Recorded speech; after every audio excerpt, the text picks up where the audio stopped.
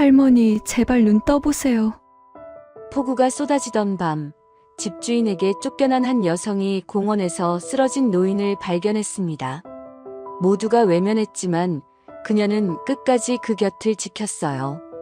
며칠 뒤 거짓골을 한 노인이 여성의 김밥집으로 찾아왔습니다. 여성은 따뜻하게 노인을 대했어요. 그때 노인이 전화를 하자 잠시 후 검은 양복을 입은 남자가 들어와 묵직한 돈가방을 내려놓았습니다. 돈가방을 연 순간 5만 원권이 가득 쏟아졌어요. 200억입니다. 노인의 말에 미혼모는 경악했습니다. 도대체 노인의 정체는 무엇일까요? 사연 시작 전 구독과 좋아요를 눌러주시고 어디서 듣고 계신지 댓글 남겨주시면 당신의 하루에 작은 기적이 깃들기를 바라겠습니다. 그날 밤 하늘은 처음부터 심상치 않았어요. 오후부터 먹구름이 몰려들더니 저녁 무렵에는 굵은 빗줄기가 서울 골목골목을 두드리기 시작했습니다. 바람까지 거세게 불어와 가로수가 휘청거리고 우산을 쓴 사람들도 몸을 웅크린 채 발걸음을 재촉하던 그런 밤이었어요. 윤아진은 그 빗속에서 반지하 방 안에 앉아 있었습니다. 작은 형광등 하나가 간신히 방 안을 밝히고 있었고 그 아래로 아이 옷가지며 분유통이며 세간살이가 빼곡하게 쌓여 있었죠. 방 한켠에는 돗자리 위에 얇은 이불이 하나 깔려 있었어요. 하진은 그 위에 아이를 눕혀두고 두 손을 무릎 위에 모은 채 앉아 있었습니다. 눈은 바닥을 향하고 있었지만 아무것도 보고 있지 않은 눈빛이었죠. 아이는 이제 막 돌이 지난 사내아이였습니다. 깊이 잠들었는지 작은 가슴이 천천히 오르내리고 통통한 두 볼에는 아직 젖은 눈물 자국이 남아 있었죠. 낮에 한바탕 울고 지쳐 잠든 거였어요.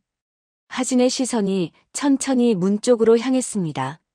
문 아래 틈새로 빗물이 스며들고 있었어요. 처음엔 가느다란 물줄기였는데 시간이 지날수록 조금씩 번져가고 있었습니다. 반지하는 원래 비만 오면 이랬어요.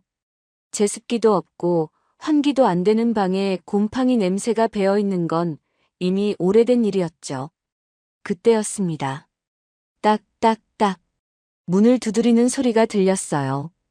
짧고 단호한 소리였죠. 하진은 숨을 한 번 들이켰습니다. 손을 꽉 쥐었다가 천천히 풀었어요. 그러고는 자리에서 일어나 문을 열었습니다. 문 밖에는 집주인 여자가 서 있었어요. 60을 넘긴 나이에 파마머리를 단단하게 고정시킨 분이었는데 그날은 우산도 없이 처마 밑에 서서 하진을 바라보고 있었습니다. 표정이 굳어 있었죠. 그래서요. 어떻게 하실 거예요? 낮고 차가운 목소리였어요. 하진은 고개를 숙였습니다. 죄송해요. 조금만 더 시간을 주시면 꼭 마련해 올게요. 다음 주 월급 나오면 바로. 다음 주요?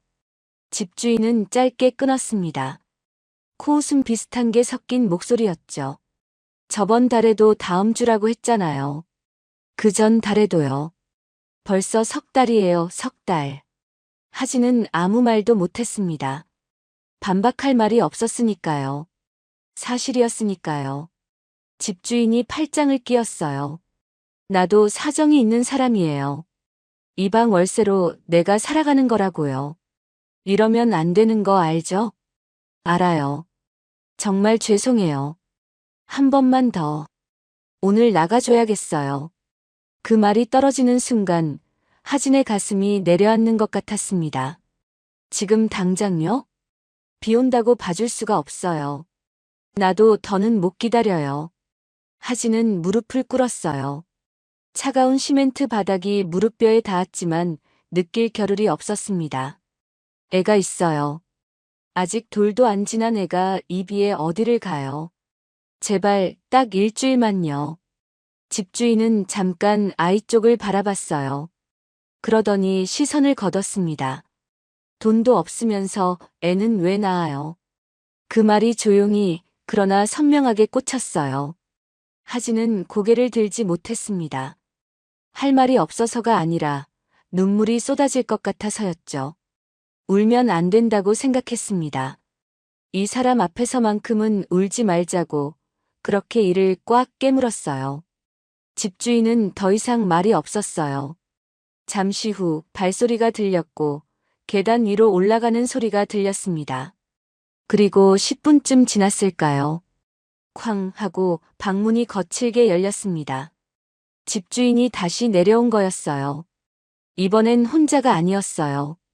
남편인 듯한 중년 남자가 뒤따라 들어왔습니다. 두 사람은 말없이 하진의 짐을 짚기 시작했어요. 잠깐요, 잠깐만요. 하진이 달려들었지만 막을 수가 없었습니다. 비닐봉지에 담겨있던 아이 옷가지들이 문 밖으로 던져졌어요. 그 뒤를 이어 분유통이 쿵 하고 바닥으로 떨어지며 뚜껑이 열려버렸고 하얀 분유 가루가 빗속으로 흩어졌어요. 그거 아이 거예요. 제발요. 하진이 소리쳤습니다. 목이 갈라지는 소리였어요. 그 소리에 잠이 깬 아이가 울음을 터뜨렸습니다. 날카롭고 겁에 질린 울음이었죠. 하진은 쫓기듯 아이에게 달려가 번쩍 안아들었습니다. 아이는 하진의 목을 두 팔로 꼭 감쌌어요. 작고 따뜻한 손이 하진의 등을 두드리고 있었어요. 위로하듯이요. 집주인 부부는 나머지 짐도 밖으로 내놓은 뒤 아무 말 없이 계단을 올라갔어요. 자물쇠 잠기는 소리가 철컥 울렸습니다. 하진은 빗속에 서 있었어요. 반지하 창문으로 형광등 불빛이 새어나오고 있었습니다. 조금 전까지 자신이 살던 방의 불빛이었는데 이제는 그 빛이 자신과 아무 상관없는 것처럼 느껴졌어요. 바닥에 떨어진 분유통을 주웠습니다. 뚜껑을 닫아봤지만 이미 가루는 빗물에 다 녹아버린 뒤였어요. 하진은 빈 통을 비닐봉지에 구겨넣고 짐을 한쪽 팔에 걸었습니다. 아이는 반대팔로 안은 채였어요. 골목으로 걸어 나왔습니다. 전봇대 옆에 처마가 조금 튀어나온 곳이 있었어요. 하진은 거기 등을 기댔습니다. 아이는 어느새 울음을 멈추고 하진의 가슴에 얼굴을 묻은 채 다시 잠들어 있었어요. 젖은 뺨이 하진의 옷에 닿아 있었습니다. 체온이 느껴졌어요. 이 작은 온기 하나가 그나마 하진을 붙들고 있었습니다. 주머니에서 휴대폰을 꺼냈어요. 배터리 잔량이 10%였습니다. 통장 잔액 문자가 한 통 와 있었어요. 1,200원. 그게 전부였습니다. 연락할 사람도 없었어요. 부모님은 진작 돌아가셨고 아이 아버지는 연락이 닿지 않은 지 오래였습니다. 친구들도 하나둘 멀어졌어요. 하진이 혼자가 된 건 어느 한순간이 아니라 아주 오랜 시간에 걸쳐 조용히 이루어진 일이었습니다. 눈을 감았어요. 빗소리가 사방에서 쏟아졌습니다. 지붕을 두드리고 바닥을 치고 골목 사이를 흘러내리는 물소리가 귀를 가득 채웠어요. 어떻게 하지? 그 말이 머릿속에서 맴돌았습니다. 그런데 이상하게도 아무 생각이 이어지지 않았어요. 너무 지쳐 있었거든요. 무섭기도 하고 막막하기도 한데 그냥 멍했습니다. 그때였어요. 빗소리 사이로 뭔가가 들렸습니다. 둔탁하고 무거운 소리였어요. 방향은 골목 끝 작은 공원 쪽이었습니다. 가로등이 두어 개 서 있는 그곳에서 나는 소리였어요. 하진의 눈이 그쪽을 향했습니다. 처음엔 지나치려 했어요. 취객일 수도 있고 짐수레가 넘어진 것일 수도 있었으니까요. 자신도 지금 이 상태인데 남을 신경 쓸 여력이 어디 있냐고 그렇게 생각하며 시선을 거두려 했습니다. 그런데 발이 떨어지지 않았어요. 잠시 그 자리에 서 있다가 하진은 결국 공원 쪽으로 발걸음을 옮겼습니다. 아이를 더 단단히 안은 채로요. 가로등 빛이 닿는 곳에 한 사람이 쓰러져 있었습니다. 노인이었어요. 옆으로 몸을 뉘인 채 그대로 쓰러진 모습이었는데 찢어진 외투의 때에 절은 옷, 헝클어진 흰 머리카락이 빗물에 젖어 얼굴 위로 늘어져 있었습니다. 한눈에 봐도 노숙자처럼 보이는 모습이었어요. 주변에 사람이 없는 건 아니었습니다. 우산을 쓴 사람 두엇이 지나가다 그 모습을 봤어요. 걸음을 잠깐 늦추다가 그냥 지나쳐갔습니다. 한 사람은 귀에 이어폰을 꽂은 채였고 또 한 사람은 휴대폰 화면을 내려다보며 걸었어요. 누구도 멈추지 않았습니다. 하진도 돌아서려 했어요. 그 순간이었습니다. 노인의 손끝이 움직였어요. 아주 미세하게 손가락 2개가 빗물에 젖은 바닥을 긁듯이 떨렸습니다. 무언가를 간신히 붙잡으려는 것처럼요. 하진의 시선이 그 손에 멈췄어요. 더 이상 아무 생각이 없었습니다. 발이 먼저 움직이고 있었어요. 생각보다 몸이 먼저였어요. 머릿속에서는 아직 망설임이 남아 있었는데 발은 이미 공원 쪽을 향하고 있었습니다. 하진은 등에 업힌 아이를 두 손으로 받치며 가로등 불빛 아래로 뛰어갔어요. 뛸 때마다 아이의 몸이 등 위에서 출렁였습니다. 아이가 놀랐는지 작은 손으로 하진의 어깨를 꽉 붙잡았어요. 가까이 다가갈수록 숨이 턱 막혔습니다. 노인이었어요. 이르는 좋게 넘어 보이는 할머니가 빗물 고인 바닥에 옆으로 쓰러져 있었습니다. 찢어진 외투 사이로 얇은 내복이 보였고 옷 전체가 때에 절어 원래 색깔을 알아보기 어려울 지경이었어요. 흰 머리카락은 빗물에 흠뻑 젖어 얼굴 위로 들러붙어 있었고 볼은 흑빛이었습니다. 입술은 파랗게 질려 있었어요. 하진은 무릎을 꿇었습니다. 아이를 등에 업은 채로 몸을 낮추는 게 쉽지 않았어요. 무게 중심이 뒤로 쏠려 휘청거렸지만 두 손을 바닥에 짚으며 간신히 자세를 잡았습니다. 그러고는 떨리는 손을 뻗어 할머니의 어깨를 조심스럽게 흔들었어요. 할머니 들리세요? 할머니. 아무 반응이 없었습니다. 눈은 감겨 있었고 입술 사이로 가느다란 숨소리만 새어나왔어요. 숨이 너무 얕았습니다. 가슴이 움직이는 게 눈에 보일 듯 말 듯 할 정도였어요. 하진은 귀를 바짝 갖다 댔습니다. 공기를 가신히 들이켰다가 내뱉는 소리, 힘이 하나도 없는 숨이었어요. 이러다 그냥 꺼져버릴 것 같은 숨이었습니다. 등에 업힌 아이가 칭얼거리기 시작했어요. 흔들림에 잠이 깼는지 작은 손이 하진의 어깨를 잡아당겼습니다. 하진은 고개만 돌려 아이 얼굴을 확인했어요. 눈이 반쯤 뜨인 채였습니다. 하진은 아이 등을 손바닥으로 토닥이면서 다른 손으로는 할머니의 손목을 감쌌어요. 차가웠습니다. 얼음장처럼 싸늘한 손이었는데 손가락 끝에만 아주 희미하게 온기가 남아 있었어요. 그 작은 온기가 오히려 더 무섭게 느껴졌습니다. 조금만 더 늦었으면 그것마저 없었을 테니까요. 주머니에서 휴대폰을 꺼냈어요. 배터리 잔량이 8%였습니다. 손이 떨려서 숫자를 2번 잘못 눌렀어요. 겨우 119를 눌렀습니다. 여기 사람이 쓰러졌어요. 할머니인데 숨이 너무 약해요. 빨리 와주세요. 목소리가 갈라졌어요. 위치를 말하면서 손이 벌벌 떨렸습니다. 전화를 끊고 주변을 돌아봤어요. 우산을 쓴 사람 서너시 지나가고 있었습니다. 저기요. 여기 사람이 쓰러졌어요. 좀 도와주세요. 한 사람이 걸음을 잠깐 늦췄어요. 쓰러진 할머니를 흘깃 보더니 이내 고개를 돌리고 발걸음을 재촉했습니다. 술 취한 거 아니에요? 하는 말을 중얼거리며 지나쳐갔어요. 또 한 사람은 아예 시선조차 주지 않았습니다. 귀에 이어폰을 꽂은 채 휴대폰 화면만 내려다보며 걸어갔어요. 하진은 다시 할머니 쪽으로 몸을 낮췄습니다. 빗물이 할머니 얼굴 위로 계속 흘러내리고 있었어요. 눈 위로, 코 위로, 입가로 물이 흘렀습니다. 하진은 손바닥으로 그 빗물을 닦아냈어요. 그러다 아이를 등에 업은 채로 무릎을 더 낮추고 할머니의 머리를 두 손으로 조심스럽게 들어 자신의 무릎 위에 올렸습니다. 차갑고 흠뻑 젖은 머리카락이 손에 감겼어요. 등 뒤 아이의 무게가 앞으로 쏠리지 않도록 허리를 버티면서 무릎 위에 할머니, 머리를 올린 채 자세를 잡았습니다. 온몸이 떨렸어요. 추위 때문인지 무서움 때문인지 둘 다 때문인지 알 수 없었습니다. 조금만 버텨주세요. 구급차 오고 있어요. 제발요. 낮고 떨리는 목소리로 계속 말을 걸었어요.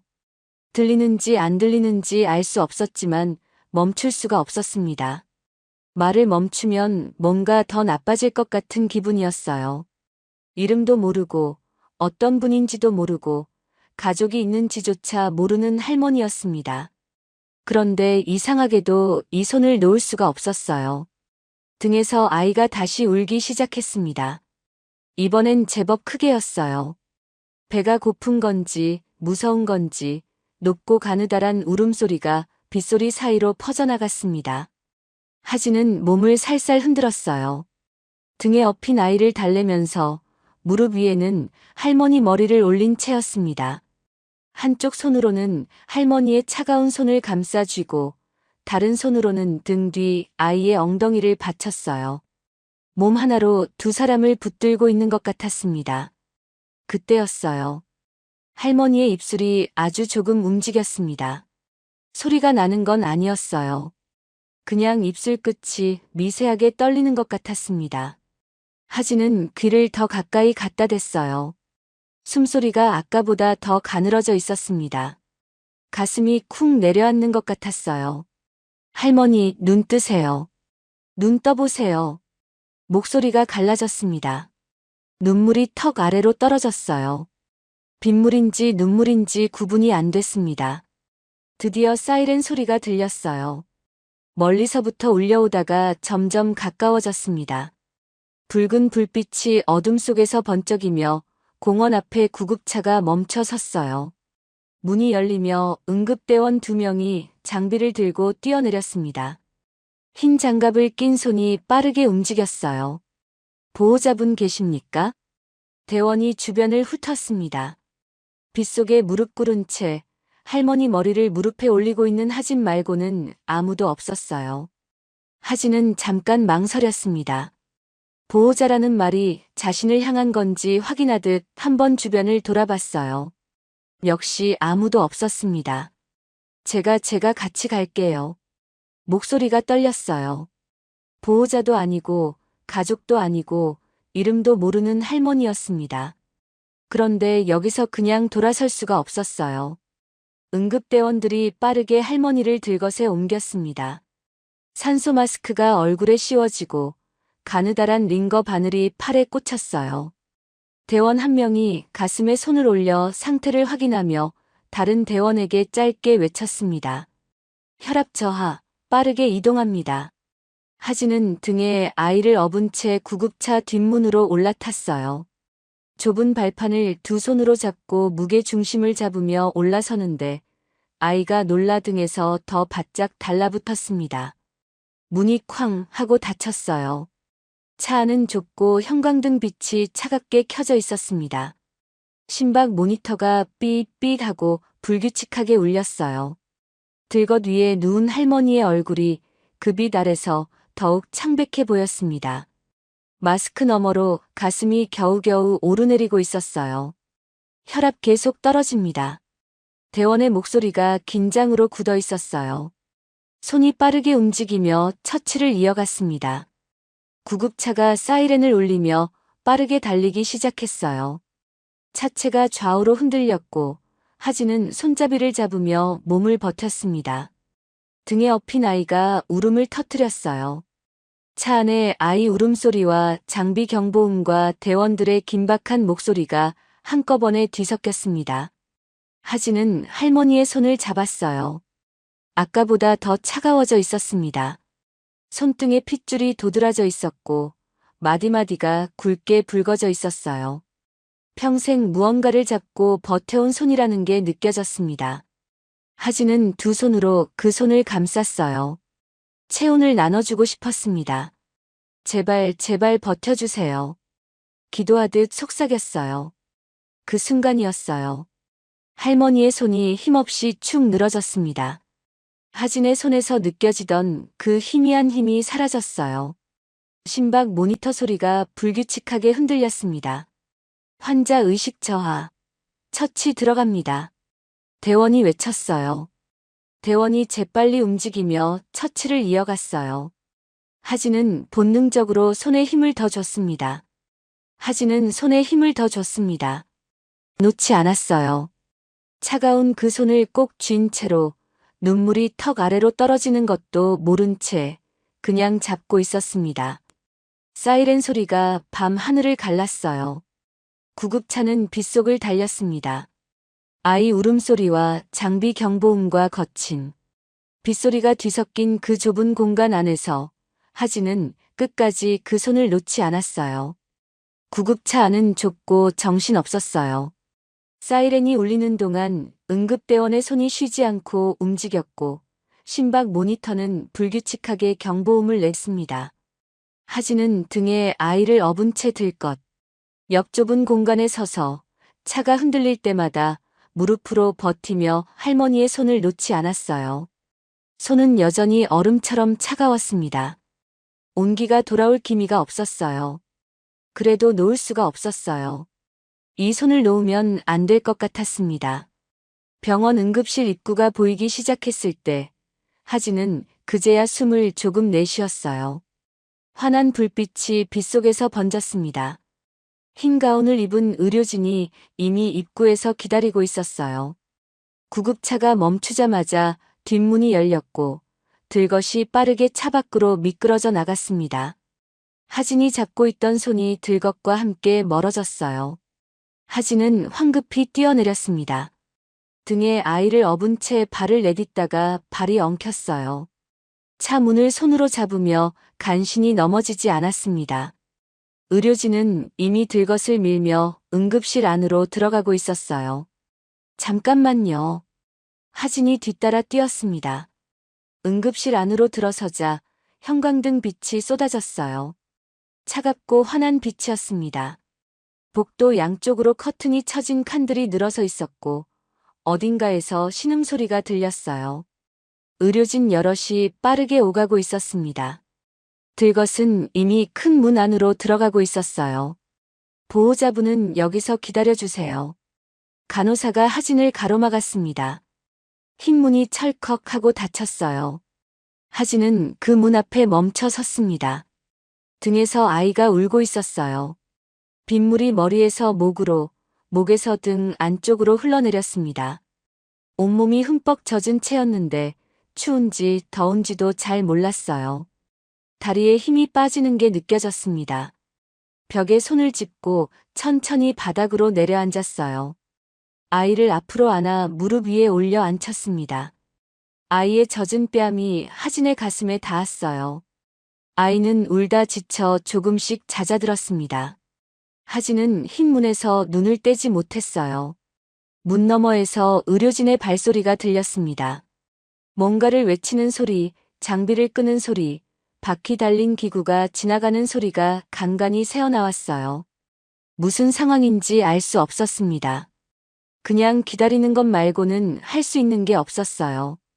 얼마나 지났을까요? 아이가 무릎 위에서 다시 칭얼거리기 시작했습니다.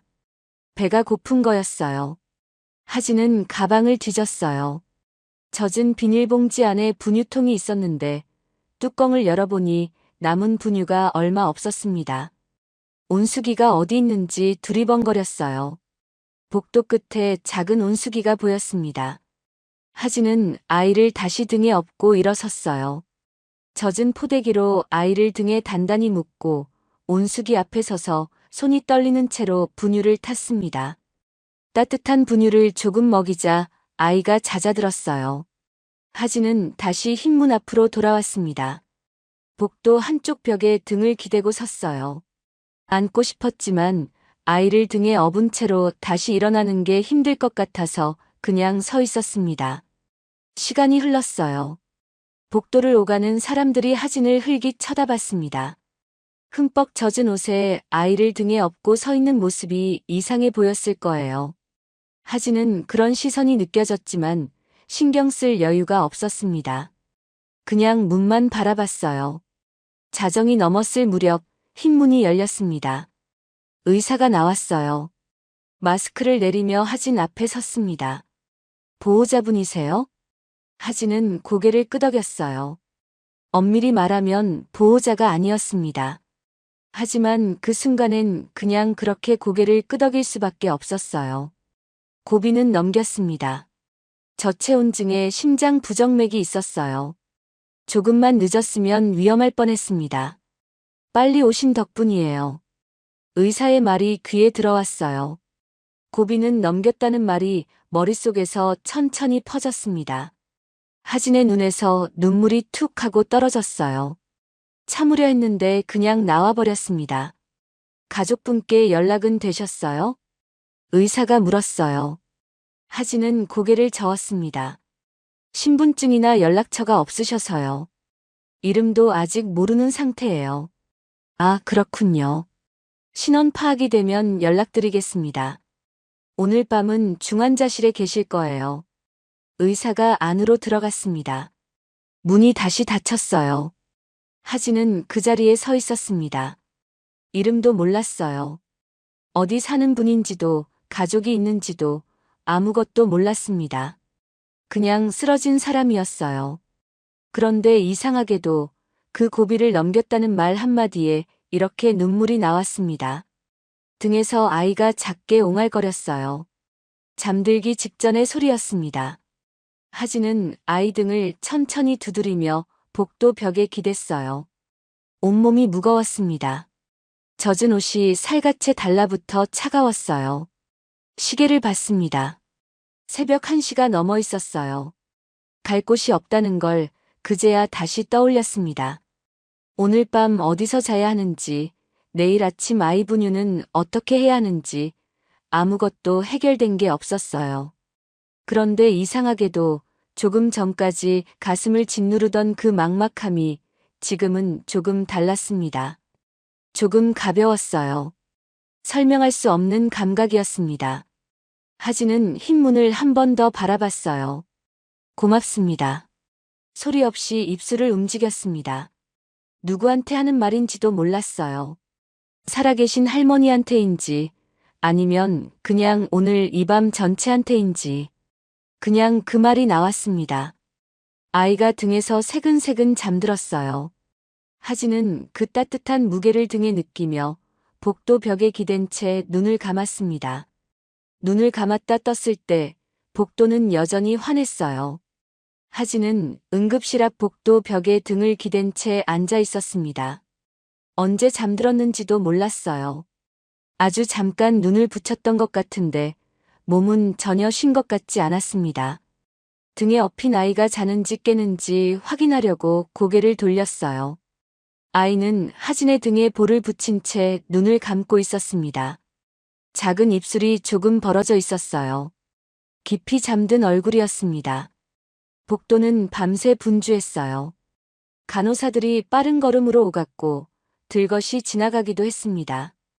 어딘가에서 낮은 신음소리가 들렸고 누군가 울고 있는 소리도 간간히 새어나왔어요. 응급실이라는 곳이 원래 그런 곳이었습니다. 밤새 누군가의 가장 힘든 순간들이 모여드는 곳이었어요. 하진은 그 소리들을 들으면서 흰 문에서 눈을 떼지 못했습니다. 문은 몇 번 열렸어요. 열릴 때마다 하진은 몸을 앞으로 당겼습니다. 그런데 나오는 건 매번 다른 환자였어요. 할머니에 대한 소식은 없었습니다. 하진은 다시 벽에 등을 기댔어요. 일어나서 간호사에게 물어볼까 하는 생각도 했는데 막상 발이 떨어지지 않았습니다. 보호자도 아닌 사람이 물어봐도 될지 몰랐어요. 아이가 등에서 칭얼거리며 눈을 떴습니다. 하진은 얼른 아이를 앞으로 안아 무릎에 올려 앉혔어요. 아이가 낯선 곳에서 눈을 뜨더니 주변을 두리번거렸습니다. 환한 형광등 빛과 하얀 벽을 낯설어하는 눈빛이었어요. 금방이라도 울음이 터질 것 같은 얼굴이었습니다. 하진은 아이와 눈을 맞추며 볼을 손바닥으로 감쌌어요. 엄마 여기 있어. 괜찮아. 아이가 하진을 바라보더니 입술을 달싹거렸습니다. 울지는 않았어요. 그냥 하진의 얼굴을 물끄러미 보다가 손가락 하나를 하진의 옷 끝에 꼭 쥐었습니다. 하진은 그 작은 손을 내려다봤어요. 손가락이 너무 작았습니다. 이 손이 아무것도 모른 채 그냥 엄마 옷을 붙잡고 있었어요. 그게 이상하게 가슴을 세게 눌렀습니다. 분유를 탔어요. 복도 끝 온수기에서 물을 받아 분유를 타는 손이 떨렸습니다. 새벽의 차가운 공기 때문이었는지 밤새 긴장이 풀리지 않아서였는지 몰랐어요. 아이에게 젖병을 물렸습니다. 아이가 두 손으로 젖병을 잡고 열심히 빨기 시작했어요. 꼴깍꼴깍 넘어가는 소리가 복도에 조용히 울렸습니다. 그렇게 또 시간이 흘렀어요. 새벽 4시가 넘었을 무렵 하진의 휴대폰이 희미하게 진동했습니다. 배터리가 얼마 남지 않아 소리도 제대로 나지 않았어요. 화면을 보니 충전이 3%였습니다. 하진은 서둘러 문자를 확인했어요. 김밥집 사장님한테서 온 문자였습니다. 내일 오전 7시까지 꼭 나와달라는 내용이었어요. 재료 손질이 많다는 말도 붙어 있었습니다. 하진은 화면을 끄고 흰 문을 바라봤어요. 문은 여전히 닫혀 있었습니다. 안에서 무슨 일이 벌어지는지, 할머니가 어떤 상태인지 알 수 없었어요. 한참을 그렇게 문을 바라보다가 하진은 천천히 몸을 일으켰습니다. 아이를 다시 등에 업었어요. 포대기로 단단히 묶으면서 허리를 폈습니다. 가야 했어요. 출근을 빠지면 그날 일당이 없었습니다. 일당이 없으면 오늘 아이 분유를 살 돈이 없었어요. 현실은 냉정했습니다. 그 냉정한 현실이 하진을 일으켜 세웠어요. 그래도 발이 바로 떨어지지 않았습니다. 흰 문 앞에 서서 하진은 잠깐 망설였어요. 입술을 작게 움직였습니다. 괜찮으시겠죠? 혼잣말처럼 중얼거렸어요. 대답해줄 사람은 아무도 없었습니다. 문은 그냥 닫혀 있었어요. 하진은 몸을 돌렸습니다. 복도를 걸어 응급실 밖으로 나왔어요. 자동문이 열리며 새벽 공기가 얼굴에 닿았습니다. 비는 밤사이 멈춰 있었어요. 축축한 공기가 남아 있었지만 빗줄기는 없었습니다. 병원 앞 도로가 젖어 반짝였어요. 하진은 걸음을 옮기다가 문득 멈춰 섰습니다. 뒤를 돌아봤어요. 병원 건물이 뒤에 서 있었습니다. 불빛이 새어나오는 창문들이 보였어요. 그 어딘가에 그 할머니가 누워 계실 거였습니다. 이름도 모르고 어떤 분인지도 몰랐어요. 다시 볼 일도 없을 것 같았습니다. 그냥 좋으셨으면 좋겠다고 그 말 한마디를 마음에 담고 하진은 다시 몸을 돌렸어요. 등에서 아이가 조용히 옹알거렸습니다. 하진은 아이 등을 한번 두드리고 발걸음을 뗐어요. 새벽 골목으로 걸어 들어갔습니다. 발소리가 젖은 바닥에 조용히 울렸어요. 그리고 바로 그 다음 날 아침이었습니다. 병원 정문 앞에 검은 차량 3대가 나란히 멈춰 섰어요. 일반 차가 아니었습니다. 짙게 선팅된 대형 세단이었는데 문이 열리자마자 짙은 양복 차림의 남자들이 우르르 내렸어요. 표정이 하나같이 굳어 있었고 걸음이 빠르고 날카로웠습니다. 선두에 선 50대 남자가 거의 뛰다시피 병원 안으로 들어갔어요. 넥타이가 약간 비틀려 있었습니다. 흐트러진 차림새가 아닌 사람이 흐트러진 것처럼 보였어요. 비서실장 최전무였습니다. 그는 안내 데스크를 지나쳐 곧장 응급실로 향했어요. 숨을 고르며 당직 간호사 앞에 섰습니다. 어젯밤에 이쪽으로 이송된 환자 계십니다. 노인 여성인데 신원 미상으로 분류돼 있을 겁니다. 간호사가 차트를 확인하는 사이 최 전무 뒤로 따라온 직원들이 복도를 조용히 에워쌌어요. 병원 분위기가 순식간에 달라졌습니다. 오가던 의료진들도 그 기색을 느꼈는지 발걸음이 느려졌어요. 최 전무가 낮은 목소리로 말했습니다. 어제 회장님이 혼자 나가셨어요. 연락도 끊기셨고 위치 추적이 늦었습니다. 저희가 파악했을 때는 이미 이쪽으로 이송된 뒤였어요. 옆에 선 직원이 조심스럽게 물었습니다. 어떻게 신고가 된 겁니까? 최 전무가 잠깐 멈췄어요. 일반인이 한 겁니다. 아이를 업고 있던 젊은 여자였다고 하더군요. 잠시 침묵이 흘렀습니다. 의료진 쪽에서 이름이 확인됐어요. 차트에 적힌 이름 석자가 전달되는 순간 주변 직원들의 표정이 굳었습니다. 장명숙. 그 이름 세 글자가 복도 공기를 바꿔놓았어요. 최 전무는 중환자실 유리창 너머를 바라봤습니다. 침대 위에 누운 회장의 모습이 보였어요. 산소줄을 코에 꽂고 팔에 링거를 단 채 눈을 감고 있었습니다.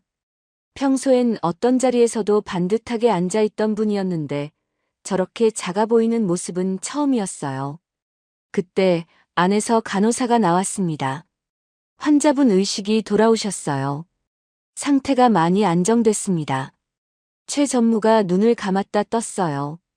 안도하는 것 같기도 하고 무언가를 사귀는 것 같기도 한 표정이었습니다. 잠시 뒤 중환자실 안에서 낮고 쉰 목소리가 들렸어요. 그 여자 찾아요. 힘이 없었지만 분명한 목소리였습니다. 명숙이었어요. 최 전무가 고개를 숙이며 대답했습니다. 알겠습니다, 회장님.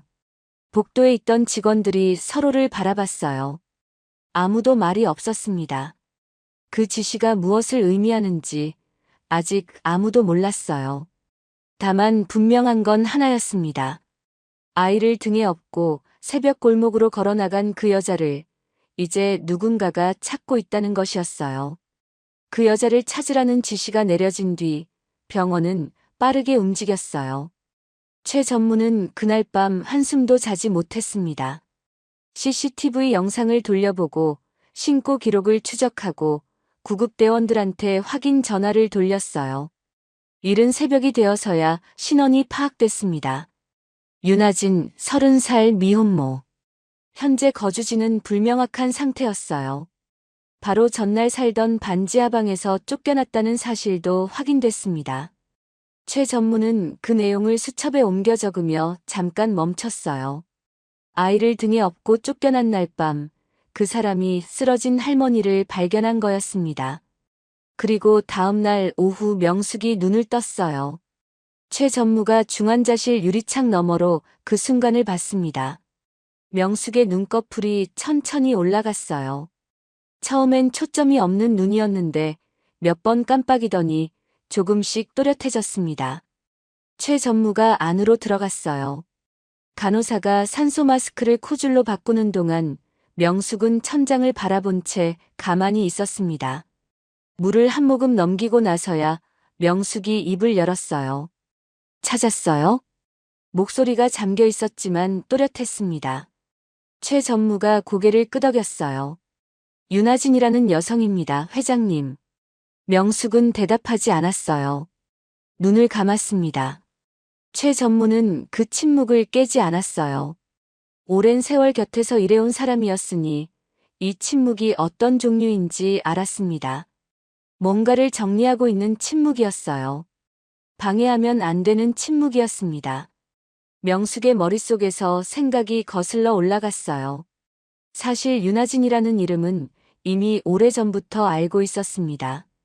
아들 도윤이 해외로 떠나기 전 가까이 지내던 여자가 있다는 걸 명숙은 진작에 파악했어요. 아들이 직접 말한 적은 한 번도 없었습니다. 그런데 어머니 눈은 달랐어요. 전화를 받고 나서 달라지는 표정, 주말에 혼자 나가는 횟수가 늘어나는 것, 그런 작은 변화들을 명숙은 그냥 흘려보내지 않았습니다. 사람을 쓸 때도 사업을 할 때도 작은 변화를 먼저 읽는 게 명숙의 방식이었어요.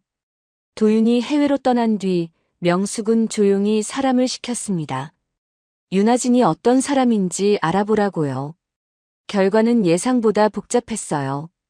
그 여자가 미혼모로 살고 있다는 것, 돌진한 사내아이를 혼자 키우고 있다는 것, 아버지에 대한 기록은 어디에도 없다는 것.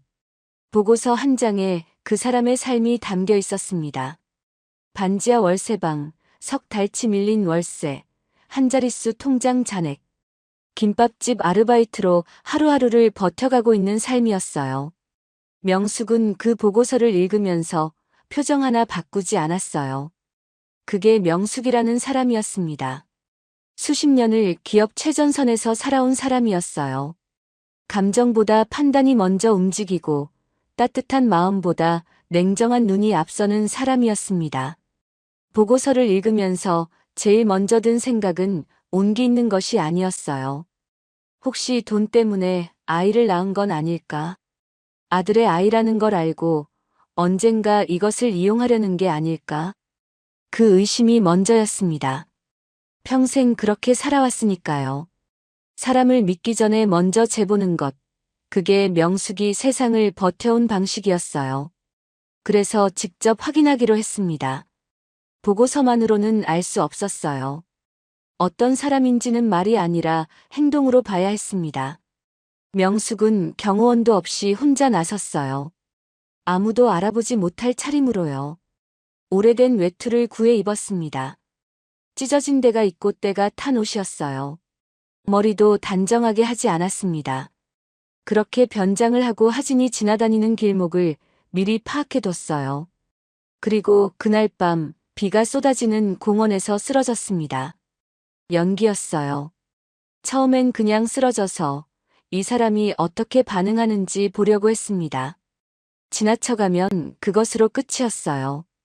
외면하는 사람이라면 거기서 판단을 내릴 생각이었습니다. 돌아오는 사람이라면 그때 다시 생각해보면 됐어요. 그런데 연기를 하는 사이에 정말로 몸이 안 좋아졌어요. 비가 너무 차가웠습니다. 바닥이 싸늘했어요. 오래 누워있다 보니 체온이 떨어지기 시작했습니다. 몸이 말을 듣지 않았어요. 쓰러진 척이 진짜 쓰러짐이 돼버린 거였습니다. 그 순간 달려온 사람이 하진이었어요. 명숙은 눈을 뜬 채 천장을 바라봤습니다. 그날 밤 장면들이 하나씩 떠올랐어요. 빗속에서 뛰어오던 발소리, 차갑고 떨리는 손이 자신의 손을 꽉 잡아오던 감각, 무릎 위에 조심스럽게 올려진 머리의 무게, 구급차 안에서 들렸던 그 목소리가 아직도 귀에 남아 있었습니다. 제발 버텨주세요. 꾸밈이 없는 목소리였어요. 계산이 없었습니다. 등에 아이를 업은 채로 자신의 손을 끝까지 놓지 않았던 그 사람이었어요. 아무 대가도 없이, 아무 조건도 없이 그냥 그렇게 했던 사람이었습니다. 명숙의 눈가가 미세하게 움직였어요. 평생 웬만한 일에는 눈 하나 깜짝하지 않던 사람이었는데 이번엔 달랐습니다. 가슴 한쪽이 묵직했어요. 판단보다 감정이 먼저 올라오는 게 낯설었습니다. 오랫동안 잊고 살았던 감각이었어요. 하지만 혼잣말처럼 작게 입술을 열었습니다. 짧은 침묵이 흘렀어요. 내가 틀렸어. 최 전무가 조용히 고개를 숙였습니다. 아무 말도 하지 않았어요. 그 말의 무게를 아는 사람이었으니까요. 장명숙이 틀렸다고 말하는 걸 이 사람은 살면서 몇 번이나 들었는지 몰랐습니다. 손에 꼽을 정도였어요. 명숙은 천천히 눈을 떴습니다. 그 선택은 예상과 달랐어요. 가진 것도 없고 갈 곳도 없는 상황에서 그 사람은 자기 자신보다 쓰러진 노인을 먼저 봤습니다. 돌아서려다 돌아온 사람이었어요. 아무도 보지 않는 빗속에서 아무 보상도 없는 자리에서 그냥 그 손을 잡은 사람이었습니다. 명숙의 시선이 단단해졌어요. 도윤이 불러요. 짧고 분명한 목소리였습니다. 최 전무가 자리에서 일어났어요. 박도윤이 병실 문을 열고 들어온 건 2시간쯤 지나서였습니다. 해외에서 급하게 귀국한 터였어요. 긴 비행에 지쳐 있었는데 그것보다 걱정이 앞선 얼굴이었습니다. 어머니 침대 옆 의자에 앉으며 안색을 살폈어요. 안색이 좋지 않았습니다. 그러나 눈빛만큼은 살아있었어요. 많이 놀랐지? 명숙이 먼저 말했습니다. 도윤은 대답 대신 고개를 끄덕였어요. 묻고 싶은 게 많았습니다. 왜 혼자 나가셨는지, 왜 그런 차림이었는지. 그런데 어머니의 눈빛이 다른 걸 말하고 있었어요. 지금 그 이야기를 하려는 게 아니라는 게 느껴졌습니다. 명숙이 아들을 바라보며 천천히 입을 열었어요. 너 아이 있다. 도윤의 얼굴이 그 자리에서 굳었습니다. 무슨 말인지 몰라서가 아니었어요. 너무 잘 알아서 굳어버린 얼굴이었습니다. 그 말이 의미하는 게 뭔지, 심장이 먼저 알아버렸어요. 기억이 한꺼번에 밀려왔습니다. 3년 전이었어요. 해외 발령이 떨어지던 날, 도윤은 하진을 만났습니다. 마지막이 될 거라는 걸 둘 다 알고 있었어요. 도윤은 말을 많이 하지 못했습니다. 언제 돌아올지도 몰랐고, 돌아온다 해도 어떻게 해야 할지도 몰랐어요. 두 사람이 살아온 세계가 너무 달랐습니다. 그 거리를 어떻게 좁혀야 하는지 솔직히 자신이 없었어요. 하진은 웃었습니다. 억지로 짓는 웃음이라는 게 보였어요. 눈이 웃지 않았거든요. 입꼬리만 올라간 얼굴이었습니다. 나 괜찮아. 걱정하지 마. 그 말이 오히려 더 마음에 걸렸어요. 그런데도 도윤은 그냥 돌아섰습니다. 뒤를 보지 않으려 했어요. 보면 못 갈 것 같았으니까요. 기억이 다시 한번 바뀌었습니다. 어느 병원 복도였어요. 초음파 소리가 들렸습니다. 하진이 혼자 접수대 앞에 서 있었어요. 배가 조금 불러 있었습니다. 접수 서류를 적으면서 손이 떨렸어요. 보호자 칸에 아무것도 적지 못하고 잠시 멈춰 있다가 결국 빈칸으로 남겨뒀습니다.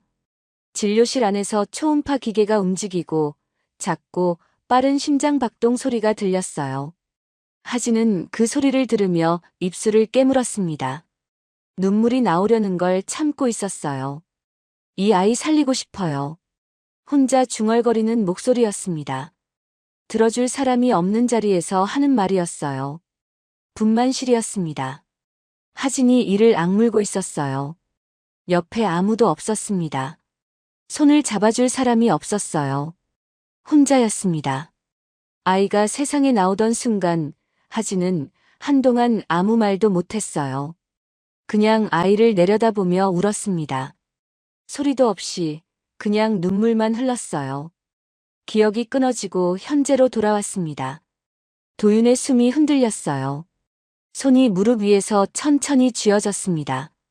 눈이 뜨거워졌어요. 억지로 참으려 했는데 잘 되지 않았습니다. 왜 지금 말씀하시는 겁니까? 목소리가 낮게 갈라졌어요. 명숙은 아들을 바라봤습니다. 잠시 말이 없었어요. 창밖으로 어둠이 내려앉고 있었습니다. 병실이 조용했어요. 확인해야 했어. 어떤 사람인지. 짧게 말했습니다. 그러고는 한 번 더 천천히 숨을 고르고 이어갔어요. 그 아이 네 아들이다. 도윤의 눈이 크게 흔들렸습니다. 명숙이 말을 이었어요. 낮고 천천히, 그러나 분명하게 한마디씩 내려놓았습니다.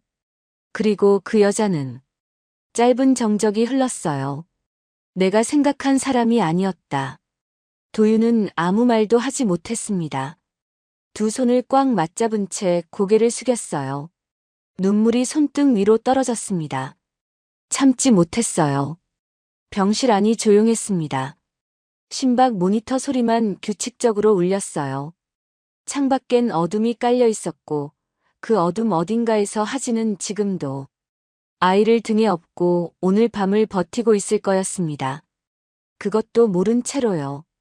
도윤이 병실을 나선 뒤에도 명숙은 한동안 혼자 있었어요. 천장을 바라보며 생각했습니다. 아들의 눈에 고인 눈물을 봤어요. 그 눈물이 진심이라는 건 알았습니다. 그런데 명숙에게는 아직 한 가지가 남아 있었어요. 하진을 직접 만나야 했습니다. CCTV 영상 속 뒷모습, 최 전무가 전해준 신원 정보만으로는 부족했어요. 명숙은 평생 사람을 볼 때 한 가지 원칙을 지켜왔습니다. 직접 보기 전에는 판단하지 않는다는 것이었어요. 그날 밤 구급차 안에서 느꼈던 손의 감각이 아직 기억에 남아 있었습니다. 차갑고 떨리던 손이었는데 끝까지 놓지 않았던 손이었어요. 그 손이 진심인지 아니면 우연한 순간의 감정이었는지를 명숙은 한 번 더 확인하고 싶었습니다. 그래서 다시 한번 직접 나서기로 했어요. 이번에도 신분을 숨겼습니다. 퇴원하고 며칠 뒤 명숙은 다시 그날 밤과 비슷한 차림으로 몸을 꾸몄어요. 날 꽃대에 절은 외투를 꺼냈습니다. 헝클어진 머리카락, 찢어진 운동화까지요. 거울 앞에 서니 그날 밤 빗속에서 쓰러졌던 자신의 모습이 겹쳐 보였어요. 최 전무가 말렸습니다. 몸이 채 회복되지 않았다고요. 명숙은 듣지 않았어요. 잠깐이면 돼요. 그 한마디를 남기고 혼자 나섰습니다. 하진이 일하는 김밥집은 작은 골목 안에 있었어요. 오후 2시가 조금 넘은 시간이었습니다. 손님이 뜸한 시간대였어요. 명숙은 골목 어귀에 잠깐 서서 유리문 너머를 바라봤습니다. 하진이 보였어요. 등에 아이를 업은 채 카운터를 닦고 있었습니다. 몸을 천천히 흔들면서 아이가 흔들리지 않도록 조심하면서요. 혼자였어요. 손님도 없었고 도와주는 사람도 없었습니다. 명숙은 천천히 유리문을 밀었어요. 딸랑 하고 종이 울렸습니다. 하진이 고개를 들었어요. 들어온 사람을 보는 순간 하진의 눈이 잠깐 멈췄습니다. 낡은 외투에 헝클어진 머리카락, 찢어진 운동화 사이로 보이는 발목. 한눈에 봐도 어려운 처지에 있는 노인이었어요. 그런데 하진의 시선이 그 얼굴에 닿는 순간 뭔가가 느껴졌습니다. 차림새는 달랐어요. 그날 밤 빗속에서 봤던 것처럼 초라한 모습이었지만 눈빛이 같았습니다. 손이 같았어요. 핏줄이 도드라진 그 손, 구급차 안에서 자신이 꽉 쥐었던 바로 그 손이었습니다. 하진은 속으로 숨을 한 번 들이켰어요. 그러고는 아무것도 모르는 척 자연스럽게 웃으며 말을 건넸습니다. 어서 오세요. 추우셨죠? 앉으세요. 명숙이 천천히 들어와 구석자리에 앉았어요. 말이 없었습니다. 메뉴판을 보는 척 고개를 숙이고 있었어요. 하진은 카운터 안쪽으로 돌아섰습니다. 아이를 등에 업은 채로 조용히 움직였어요. 아침에 끓여둔 된장국이 남아 있었습니다. 냄비를 불에 올려 다시 데웠어요. 보글보글 끓어오르는 소리가 작게 났습니다. 김밥도 한 줄 꺼냈어요. 썰어서 접시에 가지런히 담았습니다. 손님이 시킨 게 아니었어요. 그냥 챙겨드리고 싶었습니다. 저 차림으로 이 추운 날 들어오셨는데 말보다 따뜻한 것이 먼저여야 할 것 같았어요. 쟁반을 들고 테이블로 걸어갔습니다. 된장국 한 그릇이었어요. 김이 모락모락 올라오고 있었습니다. 그 옆에 김밥이 놓였어요. 하진이 조심스럽게 내려놓으며 말했습니다. 시키신 것도 아닌데 죄송해요. 그냥 따뜻한 게 먼저일 것 같아서 챙겨드렸어요. 그러고는 한 발짝 물러서며 한마디를 더 얹었어요. 몸은 좀 괜찮으세요? 안색이 많이 안 좋아 보이셔서요. 명숙은 그 말에 잠깐 멈췄습니다. 국그릇을 내려다봤어요. 김이 오르고 있었습니다. 따뜻한 냄새가 올라왔어요. 명숙은 아무 말 없이 숟가락을 들었습니다. 국물을 한 모금 떠서 입에 넣었어요. 뜨거웠습니다. 그런데 그 뜨거움이 오히려 좋았어요. 오랫동안 차가운 데 있다가 처음으로 따뜻한 것이 몸 안으로 들어오는 것 같았습니다. 단순한 된장국이었어요. 특별한 재료가 들어간 것도 아니었습니다. 그런데 이상하게 맛있었어요. 가슴 어딘가가 조용히 풀리는 것 같았습니다. 김밥을 하나 집었어요. 한 입 베어 물었습니다. 참기름 냄새가 났어요. 명숙은 천천히 씹으면서 카운터 쪽을 바라봤습니다. 하진이 아이를 달래면서 다른 손으로는 뭔가를 정리하고 있었어요. 시선이 가게 안 곳곳을 오가며 손은 쉬지 않고 움직이고 있었습니다. 혼자 이 가게를 꾸려가는 사람이었어요. 아이를 등에 업은 채로요. 명숙은 국그릇을 천천히 비웠습니다. 그러고는 한참을 그 자리에 앉아 있었어요. 아무것도 하지 않았습니다. 그냥 앉아서 가게 안을 바라봤어요. 하진이 움직이는 모습을 봤습니다. 아이가 칭얼거리면 등을 토닥이고 전화가 오면 공손하게 받고 쉬지 않고 뭔가를 하는 사람이었어요. 그 모습을 보면서 명숙은 마음속으로 무언가를 내려놓았습니다. 마지막 의심이었어요. 자리에서 일어나 카운터 앞으로 걸어갔어요. 하진이 고개를 들었습니다. 얼마예요? 아, 그냥 드리고 싶어서 드린 거예요. 계산은 안 하셔도 됩니다. 명숙은 잠깐 하진을 바라봤어요. 말이 없었습니다. 그러다 낮게 말했어요. 고마워요. 짧은 말이었습니다. 그런데 진심이 담겨 있었어요. 하진이 살짝 웃었습니다. 크게 웃은 게 아니었어요. 그냥 입꼬리가 조금 올라가는 웃음이었습니다. 그러고는 다시 하던 일을 했어요. 명숙은 가게 구석으로 돌아섰습니다. 아무도 보지 않는 쪽이었어요. 주머니에서 휴대폰을 꺼냈습니다. 최 전무에게 전화를 걸었어요. 2번 신호가 가더니 바로 받았습니다. 가방 들고 지금 바로 오세요. 그것만 말했어요. 최 전무는 아무것도 묻지 않았습니다. 알겠다는 대답만 짧게 했어요. 10분쯤 지났을까요? 유리문이 열리며 최 전무가 들어왔습니다. 정장 차림이었어요. 손에 검은 가방을 들고 있었습니다. 하진이 고개를 들었어요. 방금 전까지 노숙자처럼 보이는 할머니. 손님만 있던 가게에 갑자기 정장 차림의 남자가 들어오자 눈이 잠깐 커졌습니다. 최 전무가 명숙 쪽으로 걸어갔어요. 명숙이 눈짓을 했습니다. 최 전무가 가방을 카운터 위에 올려놓았어요. 그러고는 지퍼를 천천히 열었습니다. 안에 돈이 가득 들어 있었어요. 5만 원짜리 지폐 다발이 빼곡하게 쌓여 있었습니다. 노란 띠지로 묶인 돈다발들이 가방 안을 가득 채우고 있었어요. 형광등빛 아래서 지폐들이 선명하게 보였습니다. 하진의 손이 그 자리에서 멈췄어요. 명숙이 입을 열었습니다. 200억입니다. 조용하고 분명한 목소리였어요. 낡은 외투를 입고 있었지만 그 목소리만큼은 어떤 자리에서도 흔들리지 않을 사람의 목소리였습니다. 하진은 그 목소리를 듣는 순간 뭔가가 머릿속에서 연결되는 것 같았어요. 낡은 외투 아래 눈빛을 봤습니다. 그날 밤 구급차 안에서 봤던 눈이었어요.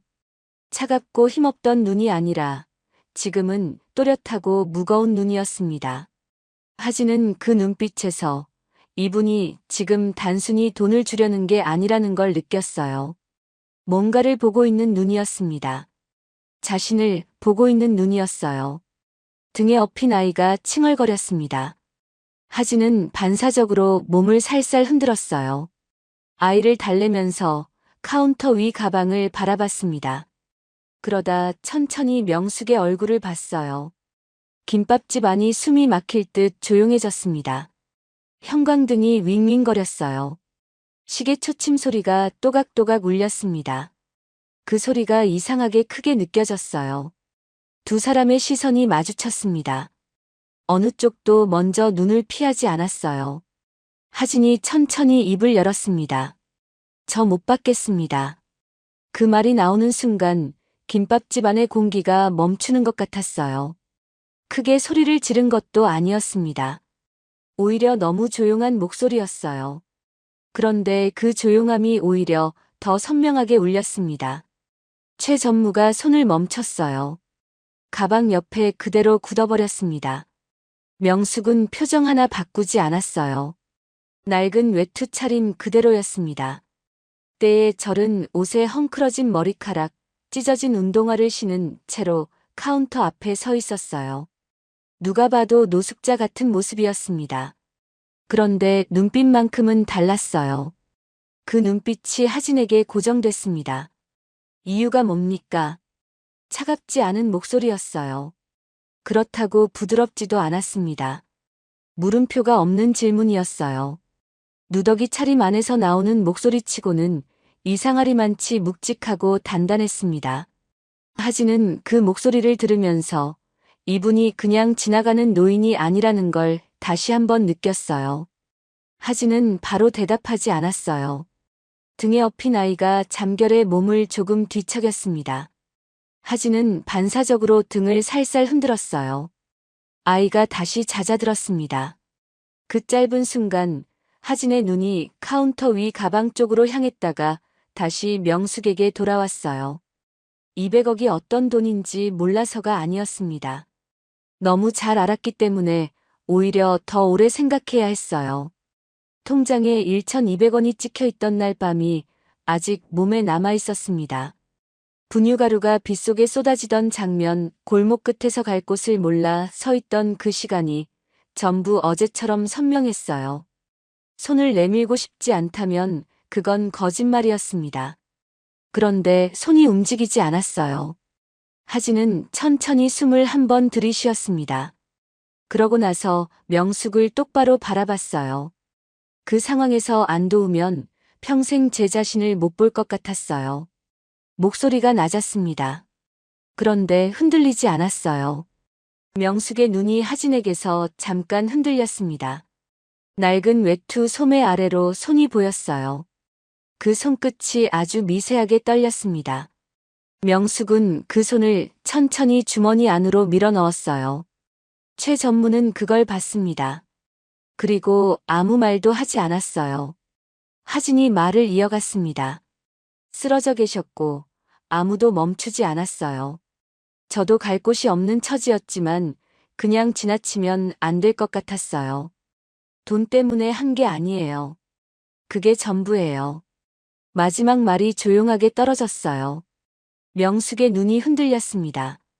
아주 잠깐이었어요. 다른 사람이 봤다면 알아채지 못했을 수도 있었습니다. 그런데 분명히 흔들렸어요. 찢어진 운동화를 신고 헝클어진 머리를 하고 그 모습 안에서 눈만큼은 숨길 수가 없었습니다. 평생 처음 듣는 말이었어요.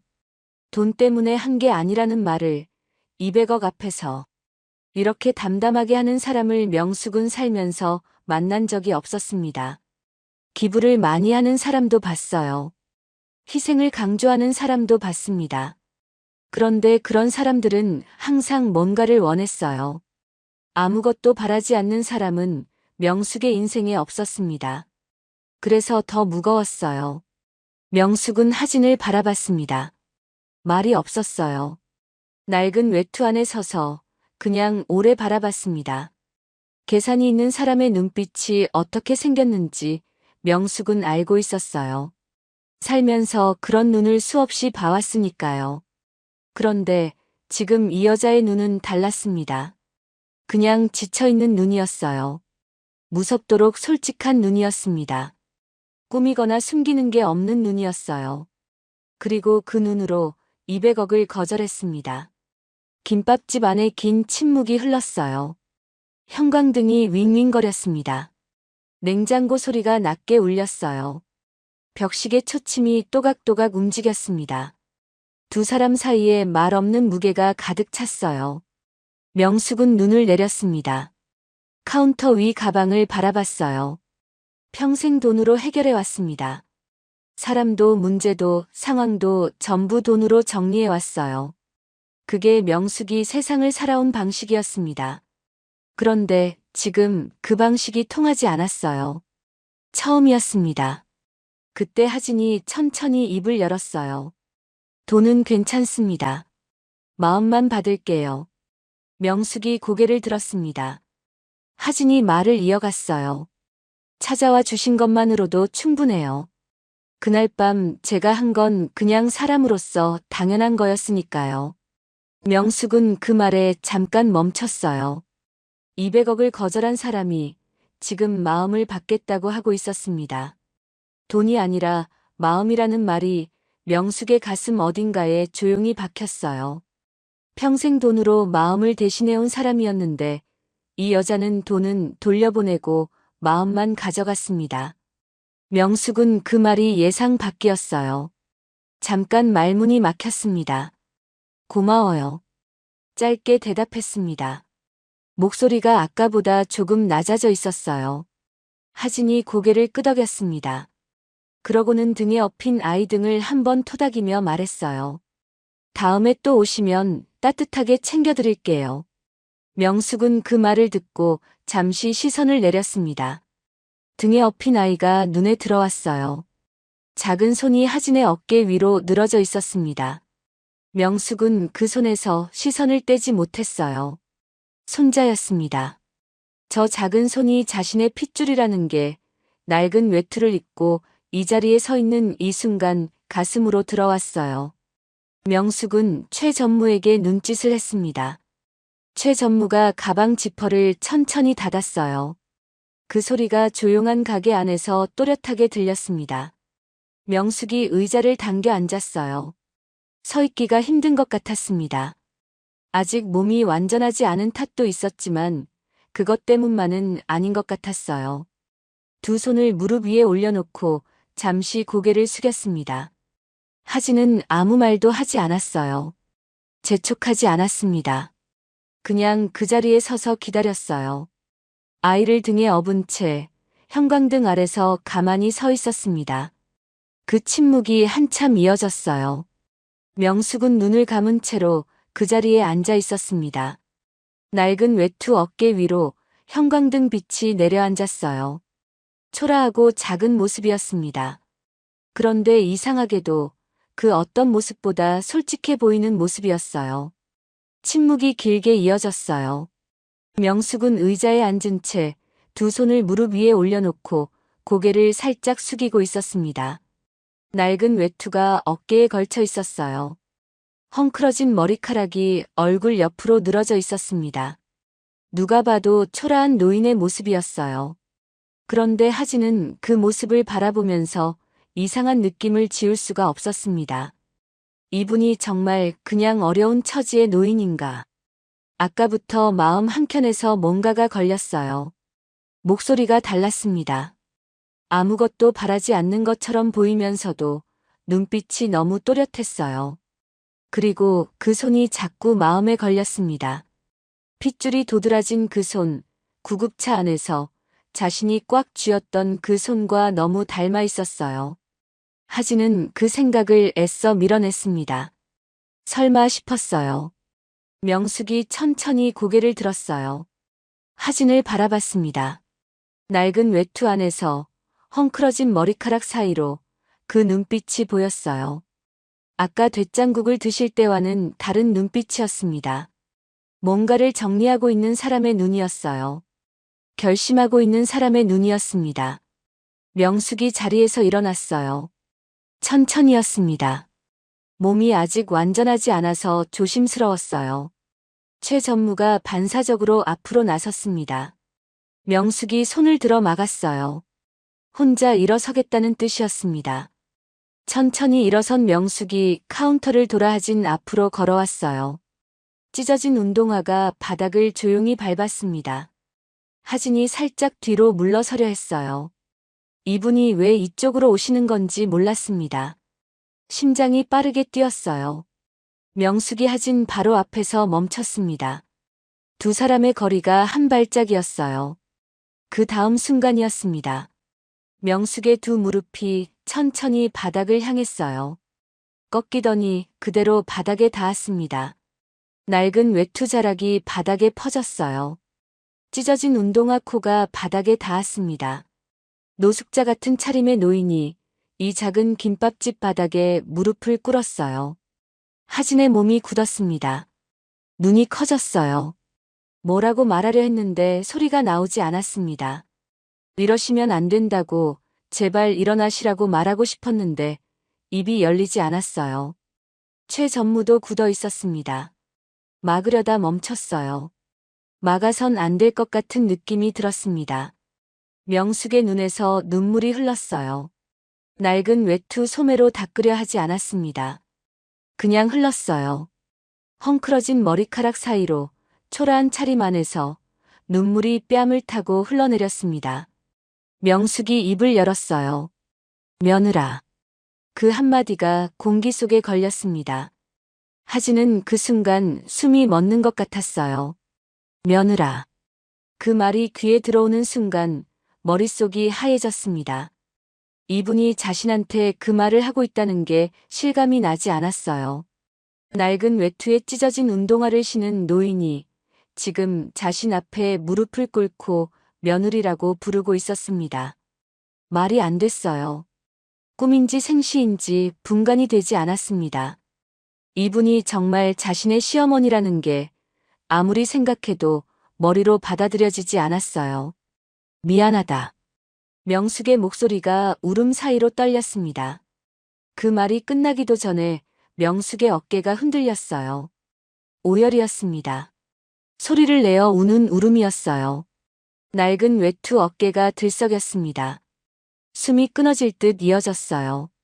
이렇게 초라한 차림 안에서 터져나오는 울음이었는데 그 울음이 작지 않았습니다. 오히려 더 크고 깊었어요.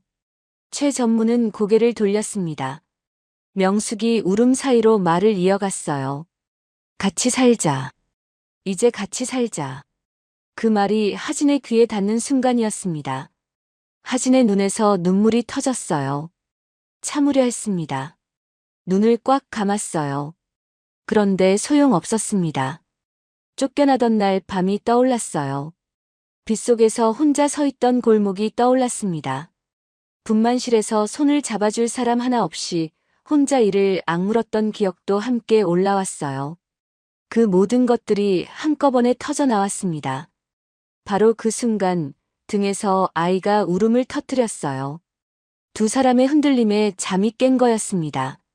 하진이 눈물을 훔칠 새도 없이 아이를 앞으로 내려안았어요. 아이가 하진의 옷깃을 두 손으로 꽉 쥐고 울었습니다. 명숙이 바닥에 무릎을 꿇은 채 그 모습을 올려다봤어요. 낡은 외투 안에서 울면서 바라봤습니다. 손자였어요. 저 아이가 자신의 손자라는 게 이 순간 가장 선명하게 가슴으로 들어왔습니다.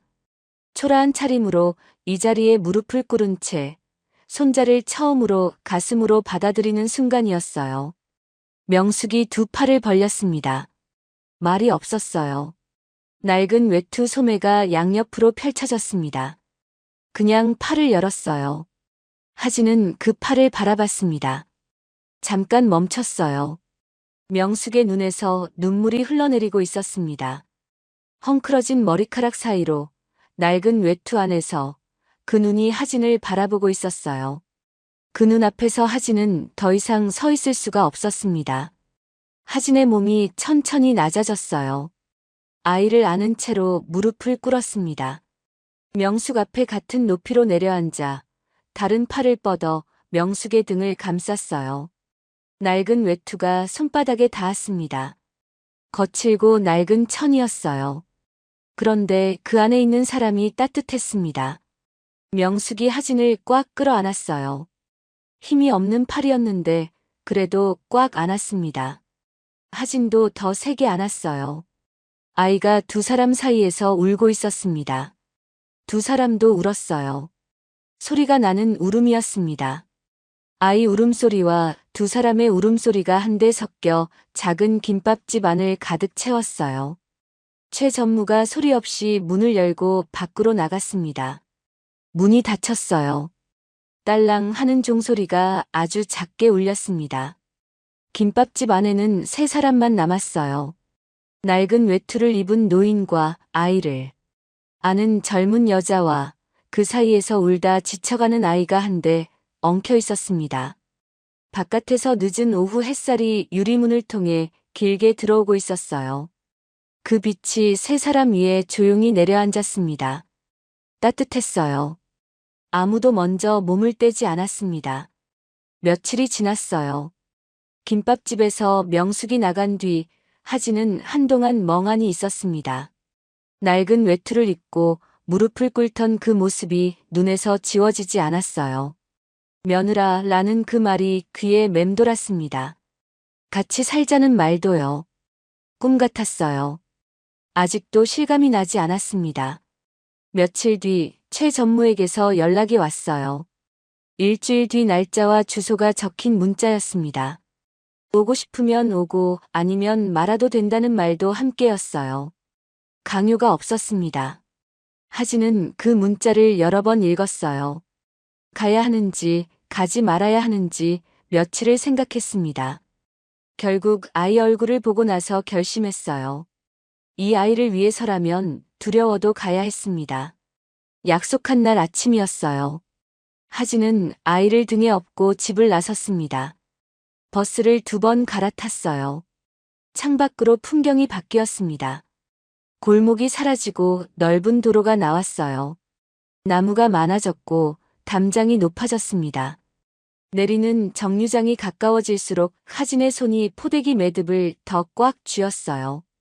주소를 확인하고 골목을 들어서던 순간 하진의 걸음이 멈췄습니다. 집이 아니었어요.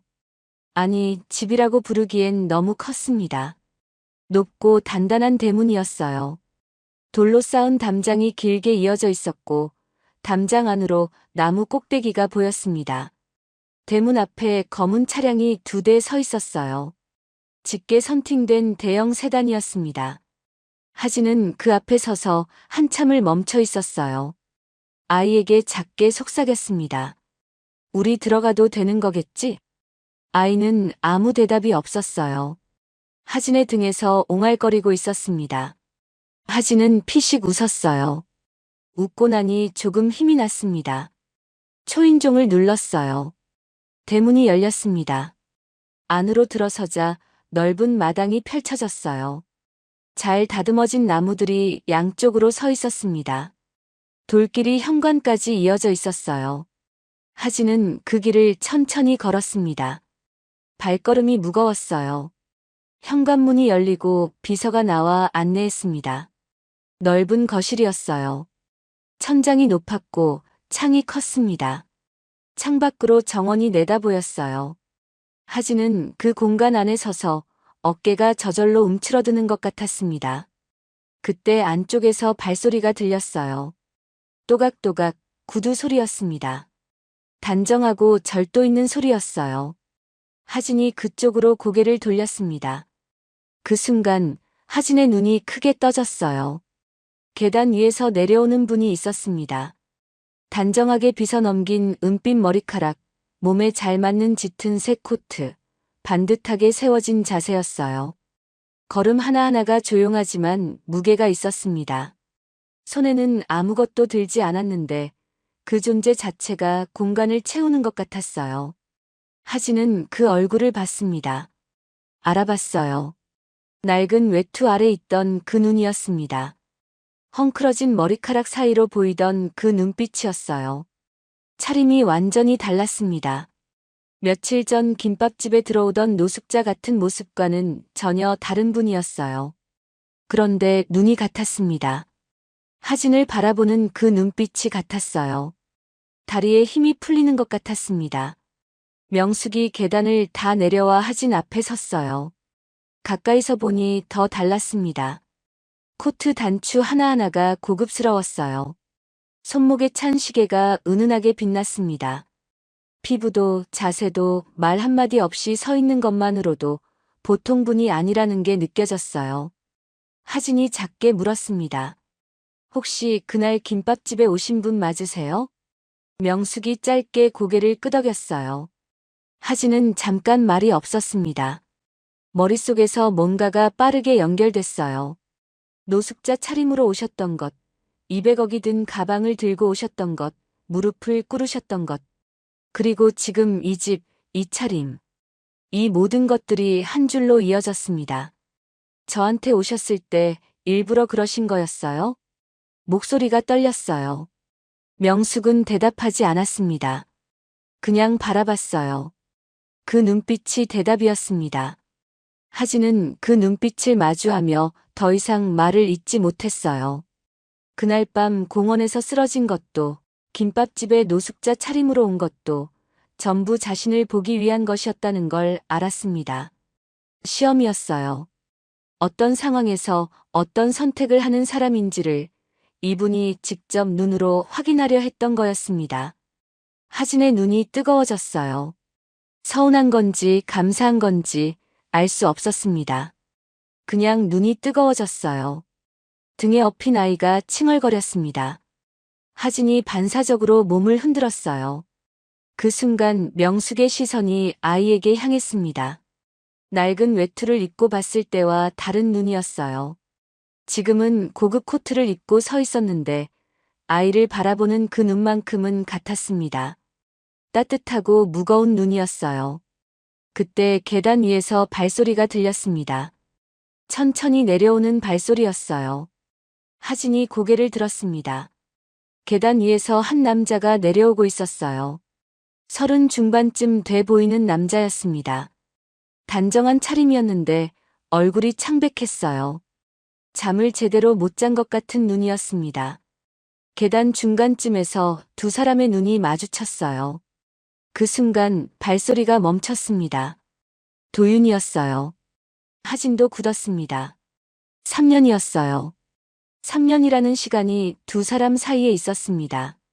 그 시간 동안 서로가 얼마나 달라졌는지, 얼마나 많은 일이 있었는지 마주 보는 것만으로도 느껴졌어요. 도윤이 천천히 계단을 내려왔습니다. 한 계단, 한 계단이 느렸어요. 시선이 하진에게서 떠나지 않았습니다. 그러다 바닥에 내려서더니 하진 앞에 멈춰 섰어요. 두 사람 사이의 거리가 두어 발짝이었습니다. 도윤의 시선이 하진에게서 천천히 내려갔어요. 등에 업힌 아이에게 닿았습니다. 아이가 도윤을 바라보고 있었어요. 낯선 사람을 처음 보는 눈으로 동그란 눈을 크게 뜨고 바라봤습니다. 도윤의 눈이 떨렸어요.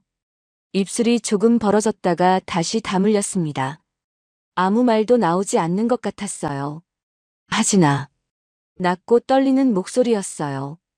3년 만에 듣는 목소리였습니다. 하진은 그 목소리에 몸이 굳었어요. 이 목소리를 얼마나 오랫동안 듣지 않았는지 그게 갑자기 실감이 났습니다. 기다렸던 건 아니었어요. 기다리지 않으려 했어요. 그런데 이렇게 들리니 가슴 어딘가가 저렸습니다. 도윤이 한 발짝 더 다가왔어요. 그러더니 그대로 하진을 끌어안았습니다. 말이 없었어요. 그냥 안았어요. 하진은 그 팔 안에서 잠깐 굳어 있었습니다. 쉽게 안기고 싶지 않았어요. 3년이라는 시간이 그냥 지워지는 건 아니었으니까요. 그런데 도윤의 어깨가 떨리는 게 느껴졌습니다. 참고 있는 떨림이었어요. 미안해, 몰랐어. 울음이 섞인 목소리였습니다. 하진의 눈이 뜨거워졌어요. 눈물이 나오지 않으려고 천장을 봤습니다. 그래도 나왔어요. 소리 없이 흘렀습니다. 도윤이 품에서 몸을 조금 떼더니 등에 업힌 아이를 바라봤어요. 아이와 눈이 마주쳤습니다. 아이가 도윤을 빤히 바라봤어요. 겁먹은 것도 아니고 웃는 것도 아닌 그냥 바라보는 눈이었습니다. 도윤이 손을 들었어요. 천천히 아주 조심스럽게 아이 쪽으로 손을 내밀었습니다. 아이가 그 손을 바라보다가 작은 손을 뻗어 도윤의 손가락을 잡았어요. 작고 따뜻한 손이었습니다. 도윤의 눈에서 눈물이 흘렀어요. 소리도 없이 그냥 흘렀습니다. 입술을 꽉 깨물었어요. 그래도 멈추지 않았습니다. 아빠가 늦었지? 혼잣말처럼 낮게 중얼거렸어요. 하진은 그 모습을 바라봤습니다. 도윤이 아이 손가락을 붙잡고 눈물을 흘리는 모습을요. 3년 동안 혼자 버텨온 시간들이 떠올랐어요. 혼자 버티면서 원망도 했고, 기다리지 않으려고도 했고, 잊으려고도 했습니다. 그런데 지금 이 장면 앞에서 그 모든 감정들이 조용히 내려앉는 것 같았어요. 힘이 빠지듯 하진이 도윤에게 기댔습니다. 도윤이 하진을 다시 안았어요. 이번엔 아이까지 함께였습니다. 세 사람이 한데 엉켰어요. 아이가 두 사람 사이에서 작은 소리를 냈습니다. 울지는 않았어요. 그냥 포근한 것 같은 소리였습니다. 거실은 조용했어요. 계단 위쪽에서 명숙이 그 모습을 내려다보고 있었습니다. 언제부터 서 있었는지 몰랐어요. 아무 말도 하지 않았습니다. 그냥 바라봤어요. 세 사람이 안고 있는 모습을 조용히 바라봤습니다. 명숙은 손으로 입을 가렸어요. 눈물을 감추려는 건지 소리를 참으려는 건지 몰랐습니다. 그냥 그렇게 계단 위에 서서 아래를 내려다봤어요. 오랫동안 기다려온 장면이었습니다. 그게 이렇게 올 줄은 몰랐어요. 이런 방식으로, 이런 자리에서 올 줄은 몰랐습니다. 그런데 왔어요. 마침내 왔습니다. 그렇게 시간이 흘렀어요. 하진이 그 집에 처음 발을 들인 날로부터 몇 달이 지났습니다. 처음엔 모든 게 낯설었어요. 발소리도 조심스러웠고 밥상 앞에 앉는 것도 어색했습니다. 어디에 앉아야 하는지, 뭐라고 말을 꺼내야 하는지, 사소한 것 하나에도 망설임이 생겼어요. 크고 조용한 집이었는데 그 조용함이 처음엔 오히려 더 무거웠습니다. 그래도 시간은 흘렀어요. 어느 날 아침이었습니다. 넓은 식탁에 네 사람이 앉았어요. 명숙, 도윤, 하진, 그리고 아이였습니다. 특별한 날이 아니었어요. 그냥 평범한 아침이었습니다. 밥이 있었고, 국이 있었고, 반찬이 몇 가지 있었어요. 명숙이 아이 앞에 작은 그릇을 놓아줬습니다. 아이가 숟가락을 양손으로 쥐고 밥을 떠먹으려 했어요. 아직 서툴러서 반은 흘렸습니다. 명숙이 수저를 내려놓고 아이 옆으로 몸을 당겼어요. 말없이 아이 손을 잡고 숟가락질을 도와줬습니다. 아이가 입을 크게 벌리고 받아 먹었어요. 그 모습을 보며 명숙의 입꼬리가 올라갔습니다. 하진은 그 장면을 바라봤어요. 시어머니가 손자에게 밥을 먹이는 장면이었습니다. 아무것도 아닌 것 같은 장면인데 하진의 눈이 잠깐 뜨거워졌어요. 이런 날이 올 거라고 생각해 본 적이 없었으니까요. 아이에게 할머니가 생긴다는 것, 밥상 앞에 함께 앉는 사람이 생긴다는 것, 그게 이렇게 조용하고 따뜻하게 올 줄은 몰랐습니다. 많이 먹어. 명숙이 아이한테 말했어요. 낮고 다정한 목소리였습니다. 평소에 사람들 앞에서 내던 목소리와는 전혀 다른 목소리였어요. 도윤이 하진 쪽으로 국그릇을 밀어줬습니다. 말이 없었어요. 그냥 그렇게 했어요. 하진이 고개를 끄덕였습니다. 두 사람 사이에 아직 풀리지 않은 것들이 있었어요. 3년이라는 시간은 한순간에 지워지지 않았습니다. 그래도 밥상 앞에 함께 앉았어요. 그게 지금 이 두 사람이 할 수 있는 것이었습니다. 식사가 끝날 무렵 명숙이 말을 꺼냈어요. 너 하고 싶은 일 있어? 하진을 바라보며 물었습니다. 하진은 잠깐 멈췄어요. 하고 싶은 일이라는 말이 낯설었습니다. 살면서 그런 걸 생각해 본 적이 없었어요. 그냥 살아내는 것만 생각했지. 하고 싶은 일이라는 건 사치처럼 느껴졌으니까요. 음식 만드는 건 좋아했어요. 조심스럽게 대답했습니다. 명숙이 고개를 끄덕였어요. 더 묻지 않았습니다. 그냥 그렇구나 하는 눈빛이었어요. 며칠 뒤였습니다. 명숙이 하진을 불렀어요. 작은 상가 하나를 보여줬습니다. 아담하고 깨끗한 곳이었어요. 햇볕이 잘 드는 자리였습니다. 명숙이 말했어요. 내 이름으로 시작해봐. 하진은 그 말 앞에서 한동안 말이 없었습니다. 도움을 받는 게 편하지 않았어요. 기대는 삶이 아니라 스스로 서는 삶을 살고 싶었으니까요. 그런데 이상하게도 이번엔 거절하고 싶지 않았습니다. 명숙이 앞에 나서려는 게 아니라 뒤에서 밀어주려는 거라는 게 느껴졌어요. 감사합니다, 어머님. 처음으로 그 말이 나왔어요. 어머님. 하진의 입에서 나온 그 말이 공기 속에 걸렸습니다.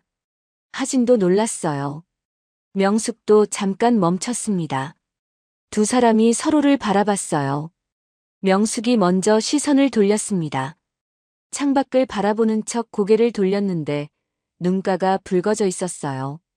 개업 첫날이었습니다. 작은 도시락 가게였어요. 하진의 이름으로 낸 가게였습니다. 간판이 붙던 날 하진은 한참을 그 간판을 올려다봤어요. 자신의 이름 석자가 거기 붙어 있었습니다. 누군가에게 기대는 삶이 아니라 다시 서는 삶을 선택한 거였어요. 점심 무렵 첫 손님이 들어왔습니다. 평범한 동네 어른이었어요. 도시락 하나를 사서 나갔습니다. 하진은 그 뒷모습을 보며 웃었어요. 200만 원짜리 거래도 아니고 대단한 일도 아니었습니다. 그냥 도시락 하나였어요. 그런데 기분이 이상하게 좋았습니다. 저녁이 됐어요. 가게를 닫고 돌아오는 길에 하진은 문득 뒤를 돌아봤습니다. 골목 저편에 차 한 대가 서 있었어요. 짙게 선팅된 차였는데 하진이 나오는 걸 확인하듯 잠깐 있다가 천천히 출발했습니다. 명숙이었을 거예요. 앞에 나서지 않고 그냥 멀리서 보고 간 거였습니다. 하진은 그 차가 사라지는 방향을 바라봤어요. 뭐라고 말해야 할지 몰랐습니다. 그냥 가슴이 따뜻했어요. 집에 돌아오니 도윤이 아이를 안고 있었습니다. 소파 위에서 아이에게 그림책을 읽어주고 있었어요. 아직 서툰 아버지의 목소리였습니다. 읽다가 막히는 부분이 있으면 잠깐 멈췄다가 다시 이어가는 목소리였어요. 아이는 그 목소리를 들으며 손가락으로 그림을 짚고 있었습니다. 하진은 현관에 서서 그 모습을 바라봤어요. 오래 바라봤습니다. 서툴지만 그래도 아버지인 사람과 그 사람을 올려다보는 아이의 모습이었어요. 이 장면이 일상이 되기까지 시간이 더 필요할 거였습니다. 아직 남은 거리가 있었어요. 아직 못다 한 말도 있었습니다. 그래도 괜찮았어요. 방향은 맞았으니까요. 하진은 가방을 내려놓고 식탁으로 걸어갔어요. 저녁을 준비했습니다. 냄비를 올리고 재료를 다듬고 조용히 움직였어요. 부엌에서 올라오는 음식 냄새가 집 안으로 퍼졌습니다.